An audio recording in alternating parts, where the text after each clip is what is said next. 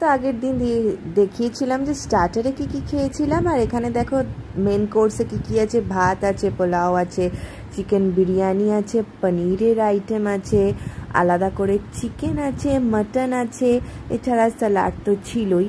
তো একটু করে তোমাদের দেখিয়ে দিই আর দেখে নাও কি কি খেলাম। আসলে স্টার্টার খেয়ে আমাদের পেট তো পুরো ফুল হয়ে গিয়েছিলই, তো সেই জন্য খুব হালকা করেই মেন কোর্স খেয়ে নিয়েছিলাম।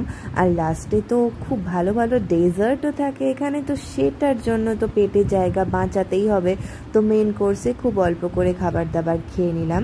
এখানে দেখো স্যালাডে রয়েছে প্রচুর কিছু, আচারও রয়েছে, আচারও খেয়ে নিতে পারো।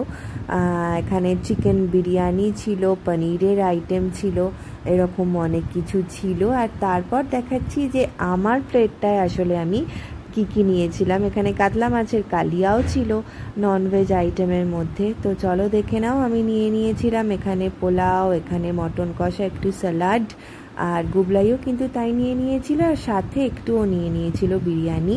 তো খুবই ভালো লেগেছিল। আর এখানে দেখো গুবলাইও খেতে শুরু করে দিয়েছে মেন কোর্স। আর মেন কোর্স খাবার পর আমরা চলে গেছিলাম ডেজার্টের সমস্ত আইটেম নিতে। এটা ছিল ম্যাঙ্গো চিজ কেক, এটা কিন্তু দারুণ ছিল। এখানে মানে ফ্রুট স্টিক কিছু একটা টাইপের, এটা নিইনি, দেখতে বেশ সুন্দর লাগছিল কিন্তু তবুও খাইনি। আর এখানে কিছু জেলির ক্যান্ডি ছিল, এখানে ফ্রুটস ছিল, পেঁপে ছিল, তরমুজ ছিল, ফিরনি ছিল, চকলেট কেক ছিল, শাহি টুকরা ছিল। তো তার মধ্যে কি কি নিলাম সেটা পরের ব্লগে নিয়ে আসছি।